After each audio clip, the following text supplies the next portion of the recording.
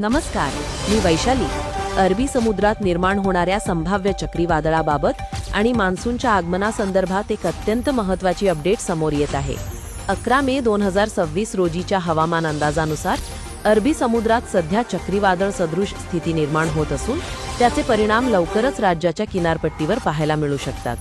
हवामान अभ्यासकांनी दिलेल्या माहितीनुसार अरबी समुद्राच्या दक्षिण पूर्व भागात कमी दाबाचे क्षेत्र निर्माण झाले असून येत्या 24 ते 48 तासांत याचे रूपांतर तीव्र कमी दाबाच्या क्षेत्रात किंवा चक्रीवादळात होण्याची शक्यता आहे.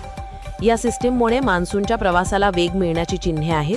दक्षिण भारतासह महाराष्ट्राच्या दक्षिण भागात मान्सूनपूर्व पावसासाठी पोषक वातावरण तयार झाले असून पुढील काही दिवसांत पावसाचा जोर वाढू शकतो. महाराष्ट्राचा विचार केला तर या संभाव्य सिस्टीममुळे कोकण किनारपट्टीवर विशेषतः रत्नागिरी आणि सिंधुदुर्ग जिल्ह्यांत सोसाट्याच्या वाऱ्यासह पावसाची शक्यता आहे.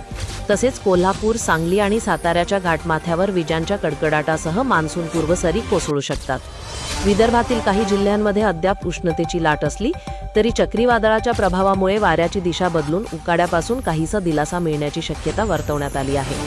शेतकऱ्यांसाठी ही महत्त्वाची वेळ असून काढणीला आलेल्या पिकांची आणि फळबागांची काळजी घेण्याचे आवाहन करण्यात आले आहे.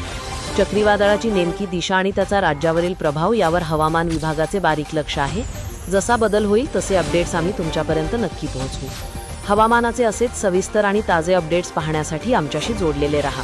मी वैशाली आणि आमची संपूर्ण टीम तुमच्यासाठी अशाच महत्त्वाच्या बातम्या घेऊन येत राहू. धन्यवाद.